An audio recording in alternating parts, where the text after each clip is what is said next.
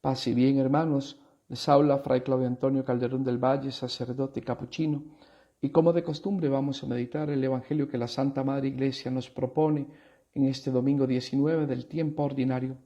Concretamente vamos a meditar el Evangelio según San Mateo, capítulo 14, versículos del 22 al 33, y como de costumbre damos unas breves pinceladas sobre el contexto en el que fue escrito este hermoso Evangelio.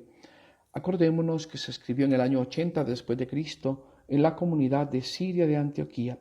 10 años antes, los romanos habían destruido el templo de Jerusalén y en ese mismo año, en el año 70, los fariseos expulsarían a los cristianos de la sinagoga. Ahora bien, no todos los fariseos serían opositores de la naciente iglesia cristiana. Algunos, de hecho, se convirtieron al cristianismo. Esto generó una división y una polarización en la naciente iglesia cristiana. ¿Por qué? Porque no solo había hebreos, empezaron a entrar poco a poco también gente del mundo pagano, especialmente helénicos o griegos. Entonces esto causó una división en la comunidad. Por un lado estaban los helenizantes y por otro lado los hebraizantes, es decir, los que eran más abiertos y predicaban y estaban de acuerdo con que entrasen los paganos en la iglesia cristiana y aquellos que no, que eran más duros, más apegados al Antiguo Testamento y que pretendían que se siguiese en práctica con todas las prácticas antiguas del judaísmo. Esto nos da un contexto bastante claro. La iglesia naciente no solo tenía problemas externos, me refiero a la persecución que montaron los fariseos, sino también problemas internos, problemas de división entre los helenizantes y los hebraizantes, problemas de opiniones. Este contexto hay que tenerlo muy en cuenta a la hora de meditar el Evangelio que hoy la Santa Madre Iglesia nos propone. Por otro lado, tenemos que recordar que la estructura básica del Evangelio según San Mateo está compuesta de, por un lado, secciones narrativas, entre las que va intercalando discursos. De hecho, el Evangelio que hoy nos toca meditar, el capítulo 14, versículo del 22 al 33, se encuentra en la quinta parte del Evangelio según San Mateo, a la cual los expertos han llamado la Iglesia primicias del reino de Dios, y pertenece dentro de esta quinta parte a la primera sección narrativa. Este texto que vamos a meditar hoy pertenece a la misma sección del texto que meditamos hace 8 días, es decir, que el capítulo 14, versículo 22 se encuentra inmediatamente después del signo de los panes. Y esto ya nos tira una premisa. Acordémonos que el signo de los panes había concluido con una afirmación. De lo que comieron y se saciaron todos, recogieron más o menos 12 canastos de sobras. Entonces, en primer lugar, como que el texto nos deja ver que esos 12 canastos no fueron abandonados. Obviamente, se supone que los discípulos del Señor los recogieron y aquí es donde empieza el Evangelio que hoy nos toca meditar. Ahora, recordemos que lo que pasó hace 8 días no fue un milagro de multiplicación, que el milagro no fue hecho sobre los panes y los peces, sino que fue hecho sobre los corazones de los que estaban ahí presentes, que entendieron la ley del ágape, la ley del amor incondicional y compartieron lo que tenían. Entonces es la ley sobre la cual se funda el nuevo reino de Cristo, el nuevo reino de Dios. Y hablábamos también que este signo de los panes, detrás de él se escondía el verdadero sentido de la Eucaristía, y que el verdadero sentido de la Eucaristía era el compartir, porque habíamos aprendido hace 8 días que no éramos dueños, sino únicamente administradores, y que el universo entero es de Dios, ¿verdad? Y todo lo que lo llena es de Él. Nosotros no somos dueños, somos simplemente administradores. Ahora sí, pasemos al texto que nos compete y veamos inmediatamente el versículo 22.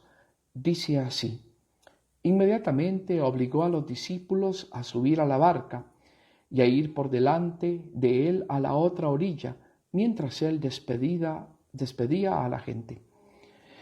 Aquí empezamos con las palabras interesantes. la palabra que usa Mateo para referirse a obligar es la palabra anakago. Anakago viene de anakei, que significa a, y achkalei, que significa como torcer el brazo o torcer lo que está curvado. Por eso es que se puede traducir como obligar. Esta palabra indica cuando uno obliga a alguien y lo obliga torciéndole el brazo detrás de la espalda.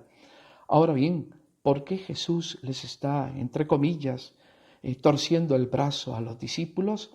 Parece ser que ellos no quieren ir a la otra orilla y es por eso que Jesús los tiene que obligar, les tiene que dar un mandato.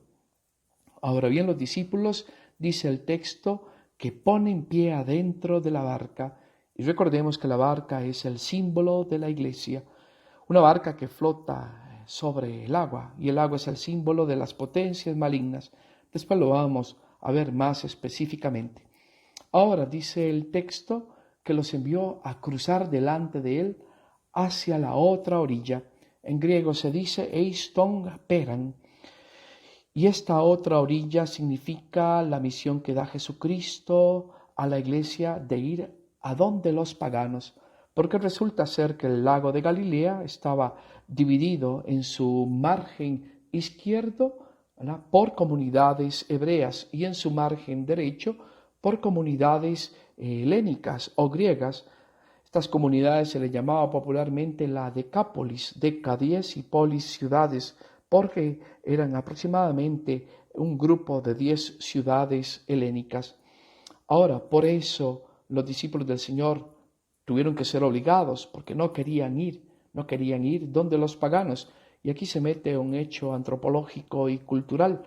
Acuérdense que los hebreos hasta el día de hoy viven en apartheid. Ellos se consideran el pueblo santo de Dios, el pueblo elegido, y rechazan a las demás etnias. Seguimos adelante con el versículo 23. Después de despedir a la gente, subió al monte a solas para orar.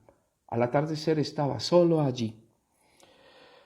Dice el texto que después de despedir, y Mateo usa el verbo apolúo, despedir, dice, sube, anabei, pone pie hacia arriba, hacia un monte. El monte es el símbolo del encuentro con Dios.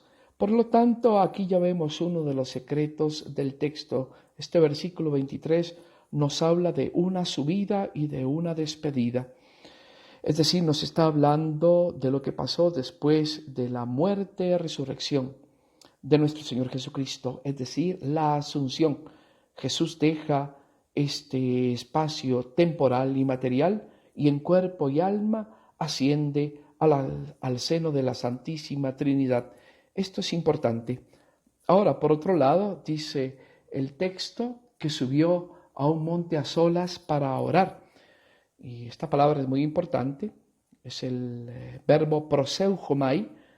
Pro significa hacia y eujomai significa desear. Entonces es uno de los conceptos en el Nuevo Testamento que traduce el español, en español la palabra orar. Orar es cuando nuestros deseos van hacia Dios. Ahora, en este contexto también esta palabra proseujomai nos indica algo que Jesús hacía siempre. Jesús estaba en perfecta y plena comunión con el Padre y agregaríamos también con el Espíritu Santo. Y todo acto de Jesucristo está hecho en perfecta comunión con el Padre y con el Espíritu Santo.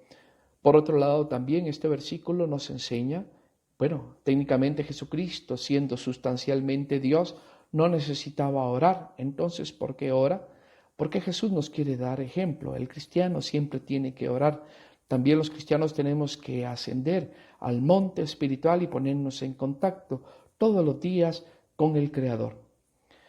Seguimos adelante con el versículo 24. Dice así el versículo 24. La barca, que se hallaba ya muchos estadios distante de tierra, era zarandeada por las olas, pues el viento soplaba en contra.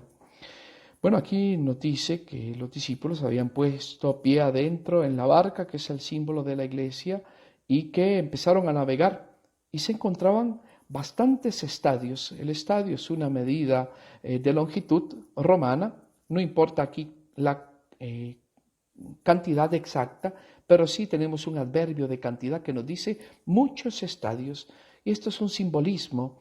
Desde la muerte, resurrección y ascensión del Señor han pasado aproximadamente 55 años. Y parece ser que esta frase deja entrever un sentimiento como de que Jesús nos ha abandonado. La comunidad, posiblemente la comunidad matiana, se siente sola. Está pasando situaciones difíciles y se siente sola. ¿Dónde está Jesús? Ahora bien, dice el mismo capítulo 24 que esta comunidad estaba siendo zarandeada por las olas. Pero aquí el verbo que usa Mateo es un verbo muy interesante. Es el verbo basanisomenon, que viene de basanizo, y basanizo a su vez viene de basanos. Basanos es el nombre concreto de una piedra que se usaba en Libia, una piedra durísima, para probar los metales. ¿Cómo se usaba esta piedra? Bueno, se cogía la pieza de metal, normalmente una alhaja, preferiblemente de oro, entonces se rayaba en la piedra, y como la piedra era tan dura, dejaba rastros del metal. Después el experto en metales cogía ácido en diferentes proporciones, en diferentes fuerzas, y así probaba de qué tipo era ese oro. Uno, probaba si el oro era verdadero y luego de qué quilates eran esos oros. Ahora, ¿por qué Mateo usa este verbo basanizo? Como que supone que las olas se están restregando contra las piedras, a la barca y a los discípulos del Señor. Bueno, es el símbolo de los tormentos infernales, es el símbolo de la prueba que está pasando la comunidad. Como les digo, pruebas internas, porque hay disensión y división entre diferentes grupos, y pruebas externas, porque está la persecución de los fariseos. Este verbo basanizo es también usado en la parábola del rico Epulón. Entonces dice que el rico Epulón, cuando bajó al lugar de tormentos, también estaba siendo torturado. Y aquí usa el mismo verbo basanizo. Por eso también se puede traducir como tormentos infernales. Es decir, las potencias del mal, el maligno, está golpeando a la comunidad cristiana. Y por eso dice que las olas del mar están zarandeando la barca. Ola se dice cumma, y están golpeando la barca. La barca es la iglesia. Entonces es el símbolo de la iglesia que está siendo atormentada. Ahora bien, dice también el texto que el viento soplaba en contra. Y aquí tenemos que recordar que tanto las aguas como el viento eran considerados por los antiguos como lugares donde habitaban las potencias del mal. Ahora dice que el viento estaba en Antios. En Antios significa en, delante, y anti, opuesto. Es decir, que el viento le hacía oposición, y es el mismo simbolismo que ya mencionamos. Son las potencias del mal las que están golpeando la barca de la iglesia. Tenemos en los Salmos, especialmente en el 48 y en el 107, algunas imágenes que podemos usar y que nos dan una interpretación recta y correcta de este versículo 24 que estamos meditando. Dice así el Salmo 48, versículo 8. Dice, como el viento del este que destroza los navíos de Tarsis. También dice el Salmo 107, versículos del 25 al 26 y del 28 al 29. A su voz un viento de borrasca hizo encresparse las olas. Al cielo subían y bajaban al abismo. Su espíritu se hundía bajo el peso del mal. Pero clamaron al Señor en su apuro y Él lo libró de sus angustias. El silencio redujo la borrasca, las olas callaron a una. Entonces es el símbolo, repito, de una iglesia que está siendo azotada por las potencias del mal. Seguimos adelante con el versículo 25. A la cuarta vigilia de la noche vino hacia ellos, caminando sobre el mar. Aquí tenemos una indicación temporal a la cuarta vigilia, y es que los romanos y también los griegos y también la mayoría de los orientales dividían el tiempo, especialmente el nocturno, en vigilias. Las vigilias se medían, por un lado, del anochecer al amanecer, y era partidas en dos.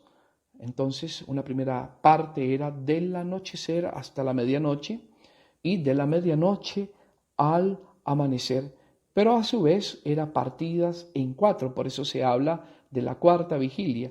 La primera vigilia, diríamos aproximadamente, era de las 6 a las 9, la segunda vigilia de las 9 a las 12 medianoche, la tercera vigilia de las 12 medianoche a las 3 y la cuarta vigilia de las 3 a las 6 de la mañana, a la hora del amanecer aproximadamente. Aquí vemos un símbolo cuando el versículo 25 nos habla de la cuarta vigilia, entonces nos referimos al periodo de tiempo entre las 3 y las 6 a.m. Y recordamos aquí un principio de demonología católica básica, y es el principio de inversión. Este rango temporal nos recuerda también la hora de nona, la hora en la que murió nuestro Señor Jesucristo, que es de las 12 a las 3, de la hora sexta a la hora de nona. Entonces aquí por principio de inversión diríamos que como que se está perfilando una hora del mal o una antipasión. Interesante, una hora del mal o una antipasión. Ahora dice que cuando pasó esto, en la hora de la oscuridad, en la hora del mal. ¿Y por qué decimos la hora del mal también? Porque se menciona la palabra nix. Nix en griego no solo significa noche, sino que era el nombre de la diosa de la noche y era considerada la hija del caos, era una de las divinidades griegas primordiales. Entonces, al ser hija del caos, la Nix es símbolo de las potencias malignas, del dominio del mal. Ahora, lo curioso es que Jesús se presenta, dice, caminando, usa Mateo la palabra peripaton, el verbo peripateo, ¿verdad?, sobre el mar. Y aquí ya vemos algo curioso. Bueno, número uno, los discípulos no están en el mar, están en un lago. Pero Mateo le llama al lago de Galilea mar. ¿Por qué? Porque está dándonos otro simbolismo. Ya lo habíamos visto en otros evangelios. El mar es el simbolismo también del lugar donde viven las potencias del mal. Pero también tenemos que decir que Thalassa, así se dice mar en griego, es el nombre de otra divinidad. Ahora, este nombre Thalassa se traduce en hebreo como Yam, y Yam es el nombre de otra divinidad cananea. Yam era hermano de de Baal, y ambos eran hijos de él. Ahora bien, Thalassa también era una diosa primordial griega y era a su vez hija de Éter y de Heimera. Entonces aquí vemos en el fondo se esconde mitología cananea, que después al traducirla se toma la mitología griega y se hace equivalencia entre ambas mitologías. Ahora, el hecho de que Jesús camine sobre las aguas del mar habla del dominio de Jesús sobre las potencias del mal. Es más, el verbo peripateo significa caminar alrededor del mar. Y esto da una idea como que de Jesús está caminando y dominando las potencias del mal. Y esta imagen sale en el Antiguo Testamento, especialmente en el libro de Job, capítulo 38, versículos 8 y 11. Dice así: ¿quién cerró el mar? Es decir, Yam, con compuertas cuando estaba impetuoso en su seno. Le dijo Dios a Yam, al mar: hasta aquí llegarás, no pasarás aquí. Se estrellará el orgullo de tus olas. Estamos viendo que aquí Yam es una representación del mal. Era considerado no solo una divinidad, sino un lugar donde se encontraban monstruos marinos, monstruos como el Leviatán, también los Tanim o los dragones. De hecho, si vemos representaciones antiguas cananeas de Yam, se le representa como una culebra gigante que hace alusión a las olas, a las ondas que se producen en el agua cuando hay tempestad. También en el Salmo 74, versículos del 13 al 14, leemos así: Tú heriste al mar, heriste a Yam, con tu poder quebraste las cabezas de los monstruos, es decir, de los tanim, de los dragones, de los monstruos marinos, machacaste la cabeza de Leviatán, lo echaste como pasto a las fieras. ¿Qué es lo que estamos viendo aquí? Bueno, son simbolismos antiguos y son simbolismos muy hermosos, simbolismo del dominio, de la victoria de Jesucristo sobre las potencias del mal. El Salmo 18 del 5 al 7 también dice: Las olas de la muerte me envolvían, me espantaban los tormentos destructores, los lazos del Sheol me rodeaban. Me aguardaban cepos de la muerte. En mi angustia grité al Señor, pedí socorro a mi Dios. Desde su templo escuchó mi voz, resonó mi socorro en sus oídos. Lo que estamos viendo aquí también es una barca que está siendo azotada por las potencias del mar y del mal, ambas cosas. Y Jesús que se acerca para salvar, Jesús que se acerca para ayudar. Lo que estamos viendo es el simbolismo de una comunidad que está asustada por los problemas internos y los problemas externos, que siente que está siendo golpeada por las potencias del mal y que pide ayuda a Jesús, Jesús su Salvador. Seguimos adelante con el versículo 26. Los discípulos, viéndolo caminar sobre el mar, se turbaron y decían: es un fantasma, y se pusieron a gritar de miedo. Aquí tenemos uno de los versículos más difíciles de interpretar. ¿Por qué? Porque primero dice el texto que los discípulos lo vieron y usa el verbo eido. Entonces, ya habíamos visto en evangelios pasados que hay muchas formas de decir ver en griego y que eidos es una mirada trascendente, una mirada eidética, es decir, una mirada óntica y traséntica, más allá de lo material, más allá de lo que se ve. Entonces es una mirada, diríamos, de fe. Están viendo a Jesús caminando sobre las aguas, pero a la misma vez dicen es un fantasma. Fantasma se puede traducir por un lado como algo que aparece, pero por otro lado también se puede traducir como espectro.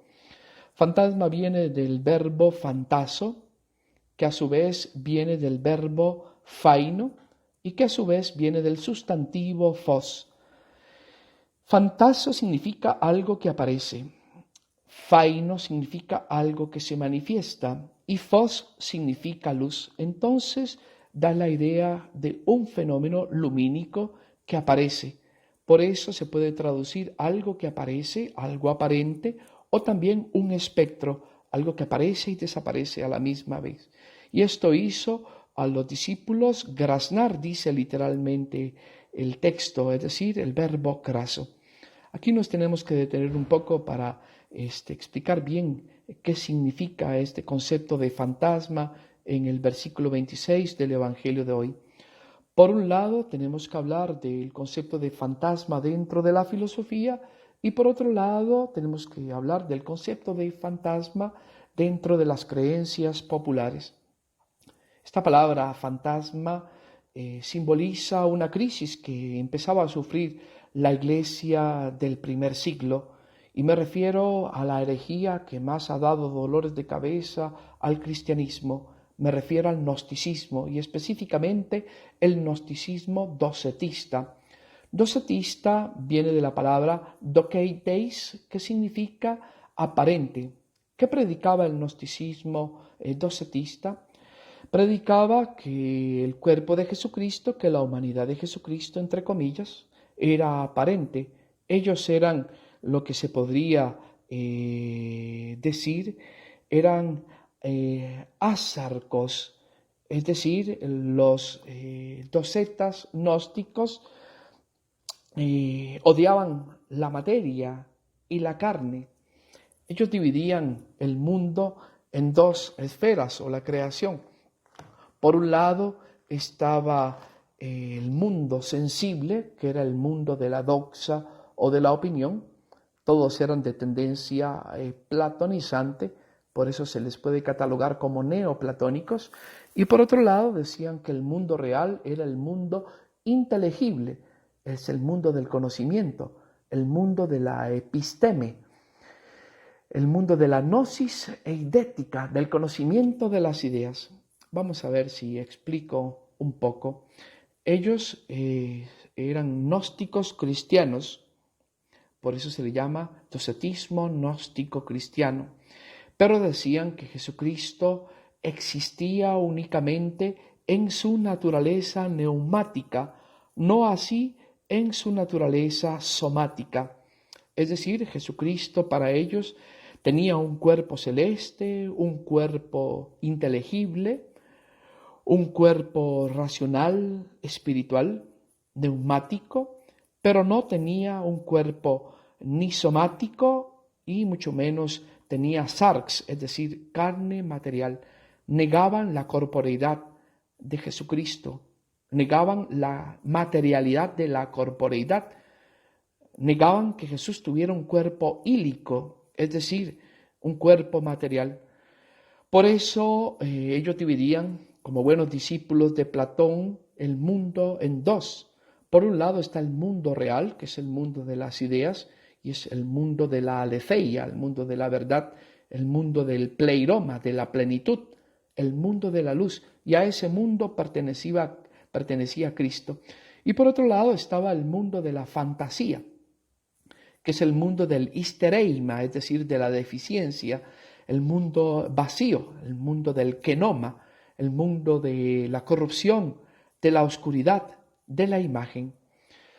Por lo tanto, decían que Cristo no tenía corporeidad ílica, es decir, no tenía corporeidad material, que lo que se veía de Jesucristo era únicamente un fantasma, es decir, algo aparente, algo que aparecía.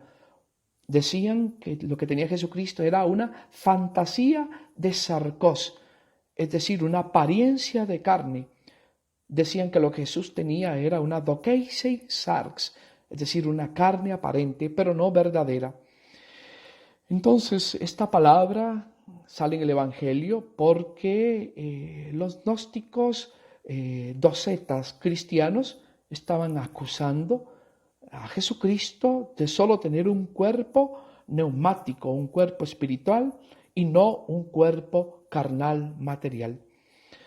La doctrina posterior, especialmente con los padres de la Iglesia, entre ellos Tertuliano, Ignacio de Antioquía y Gregorio de Elvira, va a decir Jesús no es un fantasma.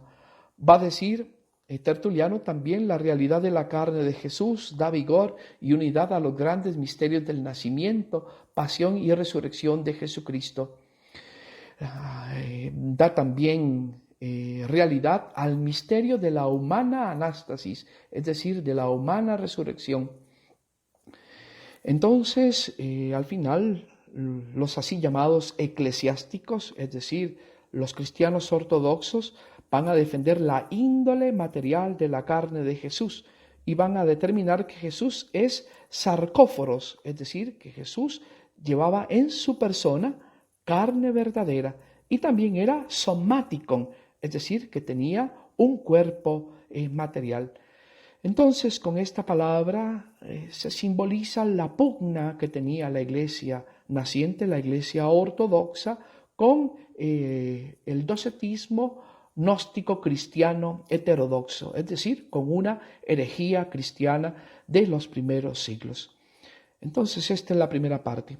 Vayamos a la segunda. Por otro lado, estaban las creencias populares, las supersticiones populares que hablaban de fantasma en el sentido de un espectro humano, de un espíritu, de un neuma humano.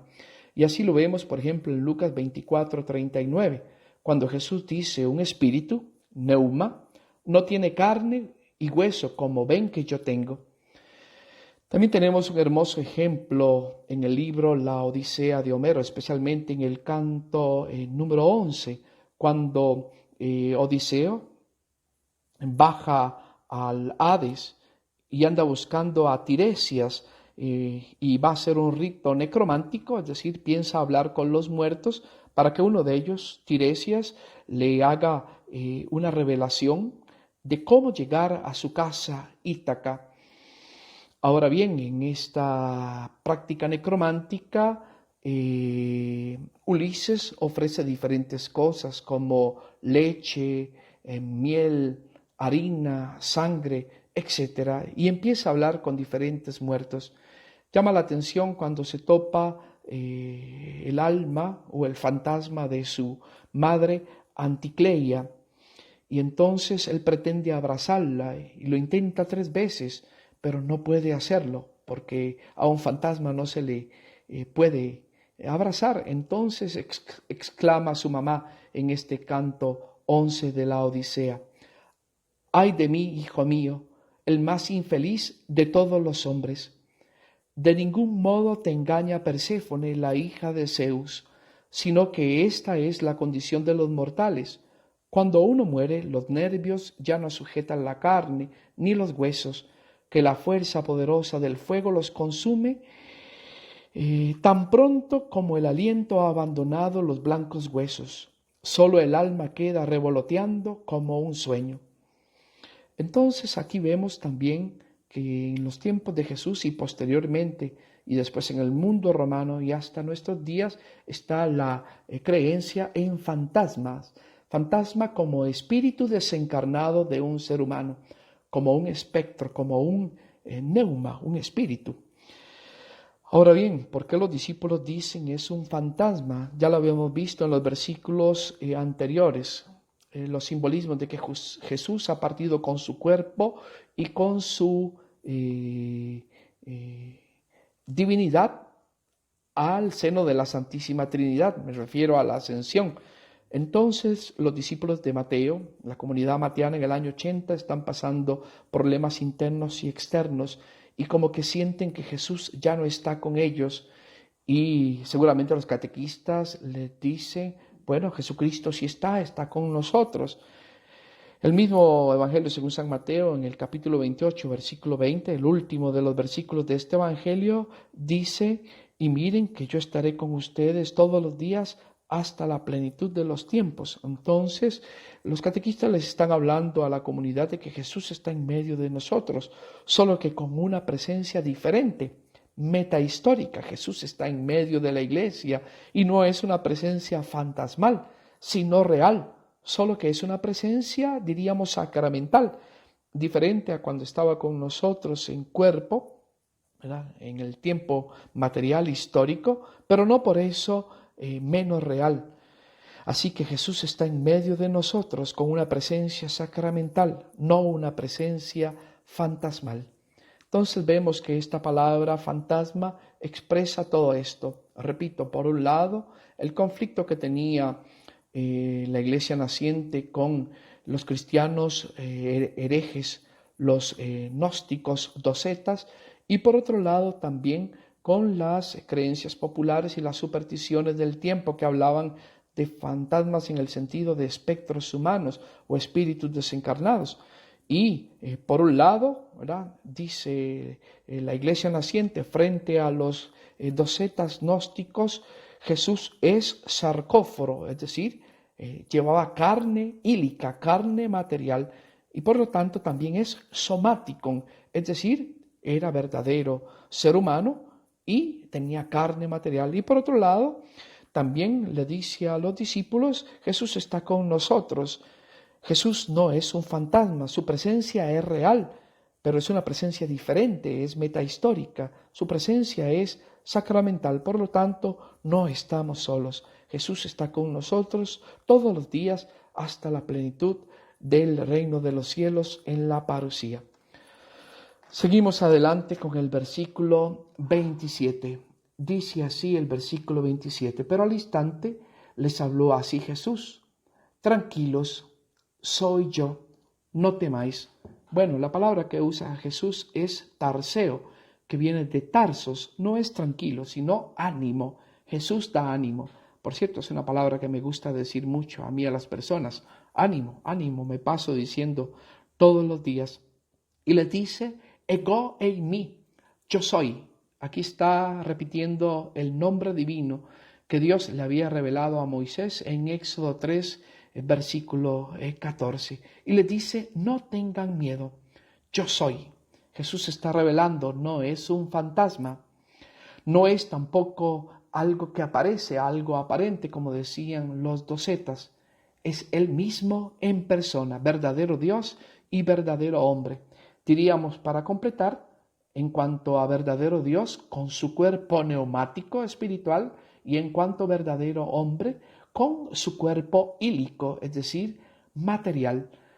Todo esto unido, verdadero Dios y verdadero hombre, en la única persona de Jesucristo, como después van a definir los concilios cristológicos.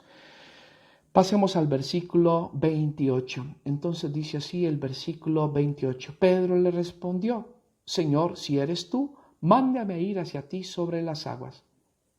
Aquí tenemos lo que se llama una antítesis.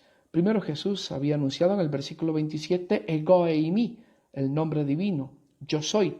Y ahora Pedro lo contradice y le dice, Señor, si tú eres. Aquí hay un juego cacofónico, un juego de sonidos en el griego. Primero Jesús dice, ego eimi, y después Pedro le responde, ei su ei.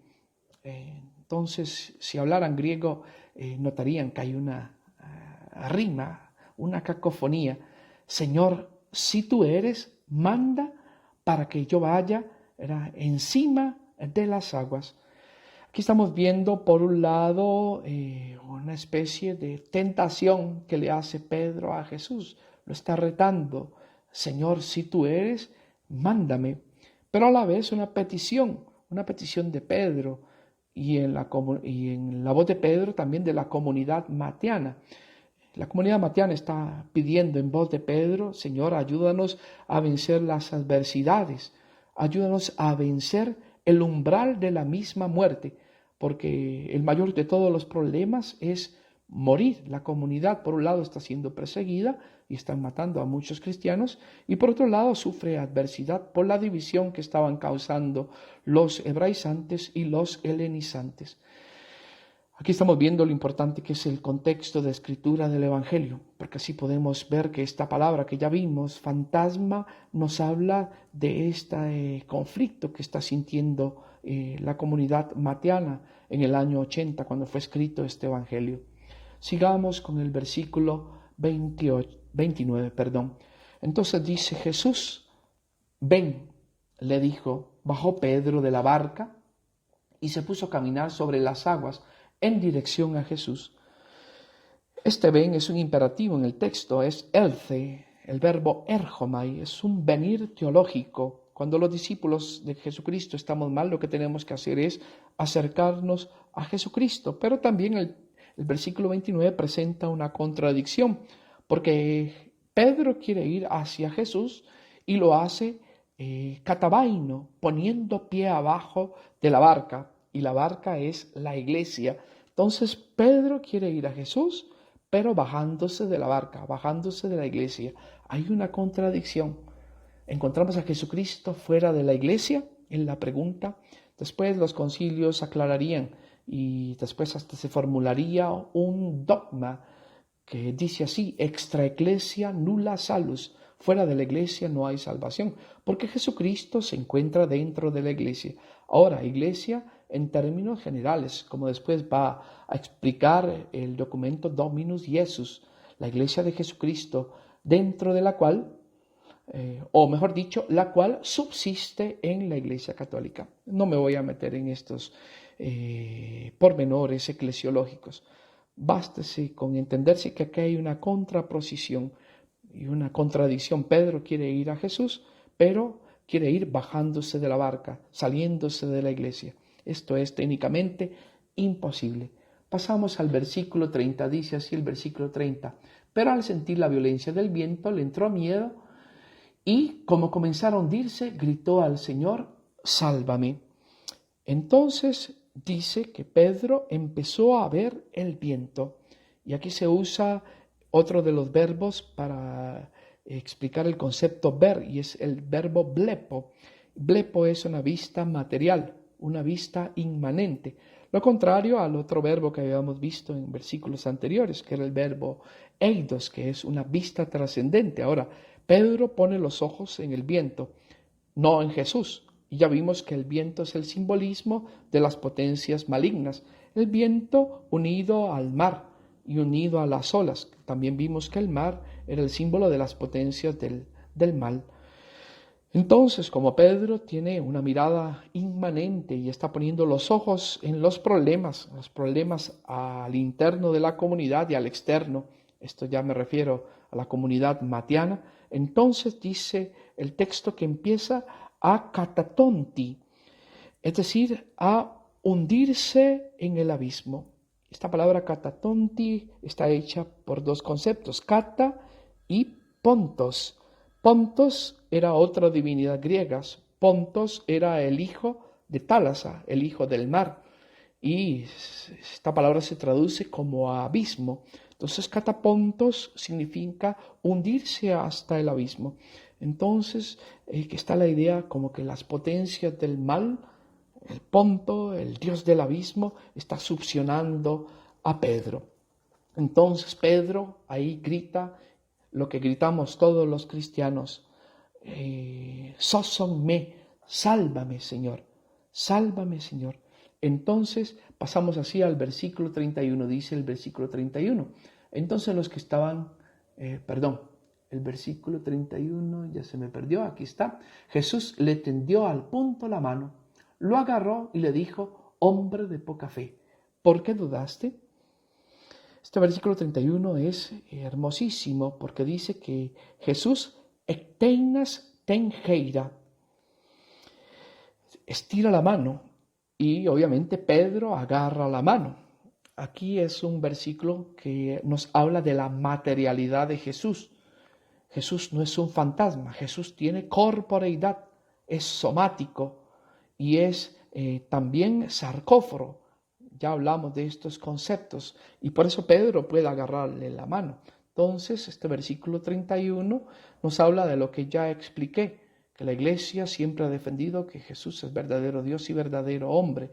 Y como verdadero Dios tiene, entre comillas, cuerpo neumático, cuerpo espiritual, pero también cuerpo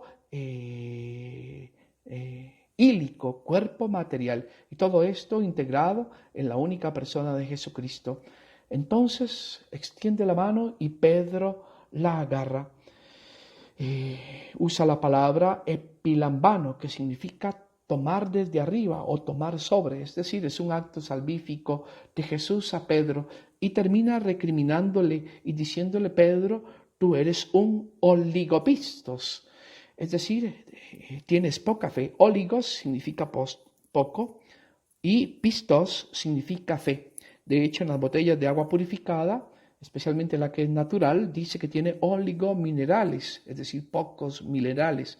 Aquí está también el adjetivo poco, pero aplicado a la fe, tienes poca fe. Y este es un adjetivo que Jesús nos está diciendo a los cristianos de todos los tiempos. Cuando tenemos problemas al interno y al externo y nos hundimos y sentimos que las fuerzas del mal nos succionen, es porque somos oligopistos, es decir, hombres y mujeres de poca fe. Y no debería ser así. Deberíamos de ser hombres y mujeres de mucha fe. Seguimos con el versículo 32. Cuando subieron a la barca, amainó el viento. Entonces pone en pie en la barca, anabaino.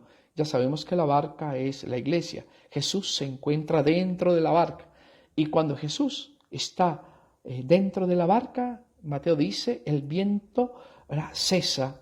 el viento se corta, usa el verbo copazo, que viene de coros, que significa corte, que significa cesar, porque Jesús es Cristo, Rey del universo, y vence todas las potencias del mal. Ahora vemos que para que Pedro pueda ir a Jesús y pueda vencer las potencias del mal y el umbral mismo de la muerte, tiene que buscar a Jesús dentro de la iglesia. A Jesús se le encuentra dentro de la iglesia. Fuera de la iglesia no hay salvación. Pasemos al versículo 33. El versículo 33 dice: entonces los que estaban en la barca, los discípulos de Jesucristo, se postraron ante él diciendo: verdaderamente eres el Hijo de Dios. Entonces los que están en la barca son los discípulos, se postran. Mateo usa la palabra proscrineo. Pros significa hacia y kion significa perro. Entonces este concepto proscrineo significa postrarse como lo hace un perro ante su amo, lamiéndole las manos. Es una palabra que implica adoración y reconocimiento de la divinidad y reconocimiento del señorío. Los discípulos finalmente, y Pedro, reconoce que Jesucristo es el Rey del universo. Jesucristo es el Pantocrátor, el que todo lo gobierna. Y terminan diciendo: aleitos theou huios ei, verdaderamente este es el Hijo de Dios, o eres el Hijo de Dios. Entonces terminan haciendo una hermosa profesión de fe. Recapitulando, hemos visto versículo por versículo el Evangelio de hoy y estamos viendo entonces una comunidad que se está hundiendo por problemas internos y externos, una comunidad que está golpeando a lo interno y a lo externo por las potencias del mal, una comunidad que también siente que Jesús ya no está presente, pero Jesús dice: no, si estoy presente, no soy un fantasma.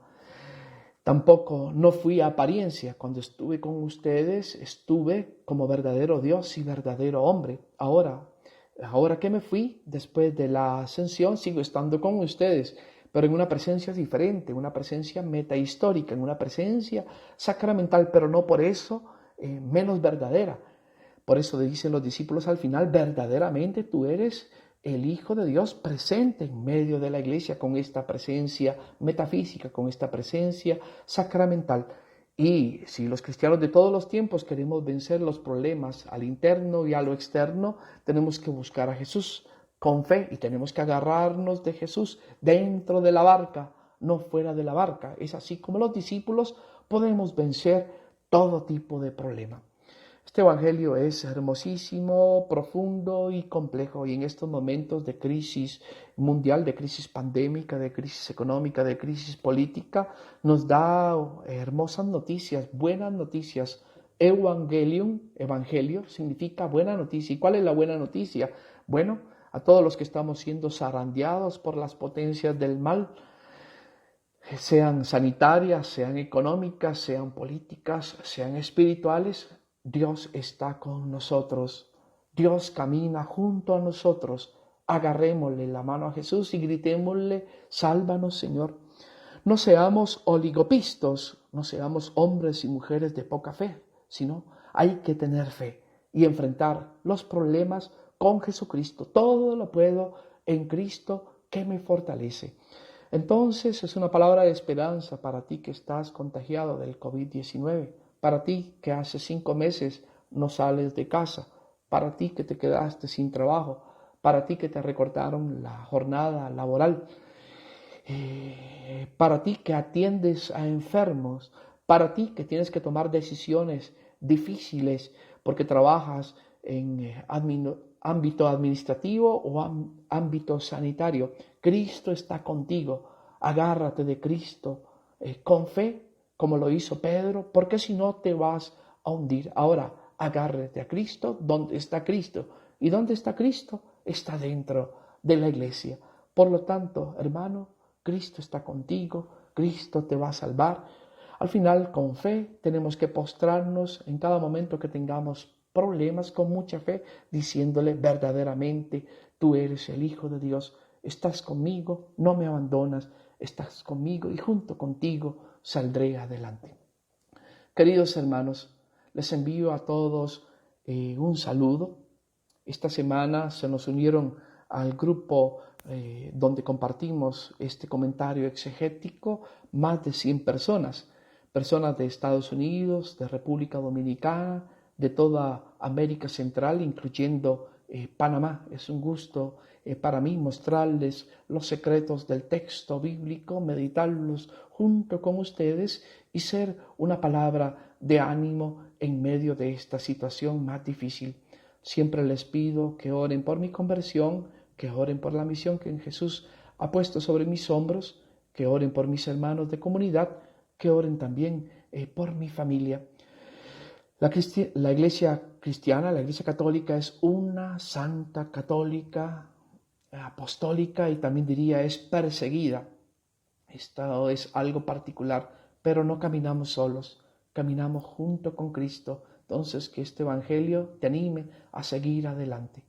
Les envío a todos mi bendición y un abrazo de paz y bien, que estén bien en nuestro Señor Jesucristo. Paz y bien.